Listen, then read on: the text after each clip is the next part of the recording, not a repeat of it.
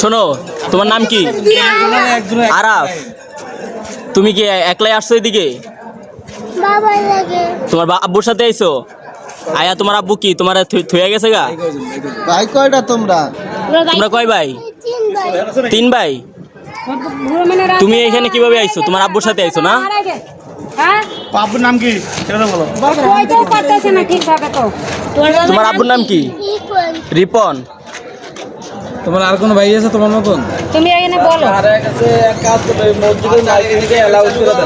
ওইটা তো কইতো ওইটা তো ওই যে মসজিদে মনে করেন দিয়ে আর ওই জায়গায় রইছি আর আইছে আর কিছু পাইছার মতন। এ কইতে পারতেছ না। কবে পাইছে?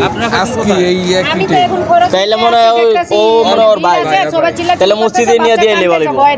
মসজিদে আমি এটা কই যে মসজিদ আছে সেই মসজিদে দিলে আরে না ওই ওই জায়গায় মসজিদে আরেকজন আছে নাকি?